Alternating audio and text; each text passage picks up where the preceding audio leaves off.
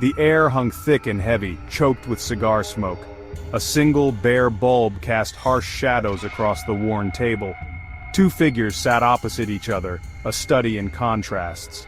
A man, John, nervously tapped his fingers on a contract, the paper illuminated by a stark rectangle of light in the dimly lit room.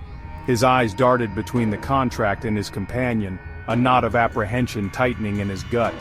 Across from him sat the robot, an imposing figure of polished chrome and sharp angles. Its face, a mask of smooth metal, remained expressionless, yet its stillness radiated an unsettling intensity. The robot's eyes, twin points of cold blue light, seemed to bore into John, reading his every thought, amplifying his every fear. The silence stretched, thick and suffocating, broken only by the rhythmic ticking of a grandfather clock in the corner. John cleared his throat, the sound loud in the stillness. "So," he began, his voice raspy with nervous tension, "about this contract." The robot remained silent, its unblinking gaze fixed on John. The man shifted uncomfortably under the weight of its scrutiny, a bead of sweat trickling down his temple. The robot, with a slow, deliberate grace that belied its metallic form, reached out a hand. Its fingers, each joint a marvel of engineering, closed around a ripe red apple from the bowl on the table. The movement was almost hypnotic, the contrast between the organic curve of the fruit and the cold precision of the robot's grasp unsettlingly captivating. John watched, mesmerized and repulsed in equal measure. As the robot lifted the apple, the light glinted off its surface, momentarily reflecting in the robot's eyes, turning the cold blue to a fiery, predatory red.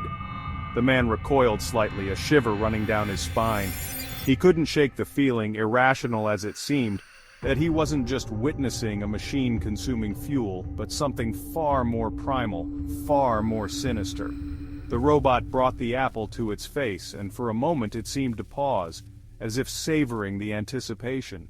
Then, with a sharp metallic click, its jaw opened, revealing rows of gleaming, serrated teeth. The sight sent a jolt of pure fear through John, his instincts screaming at him to run, to escape the unnatural scene unfolding before him. The robot sank its teeth into the apple, the sound unnaturally loud in the silence of the room. A shiver ran down John's spine, the sound triggering a primal fear he couldn't quite place. Each bite was slow, deliberate, almost ritualistic, as if the robot was savoring not just the taste but the act itself. John watched, transfixed, a strange mix of fascination and revulsion churning in his stomach. Juice ran down the robot's chin, a grotesque parody of human consumption.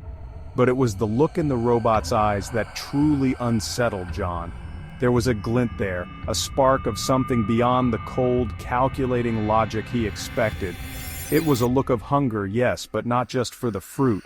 It was a hunger that chilled him to the bone. As the robot consumed the apple, it seemed to John as though the shadows in the room deepened, pressing in on them. The air grew heavy, suffocating, charged with a tension he couldn't explain. He felt a growing sense of unease, a premonition that this simple act of consumption was the prelude to something far more sinister.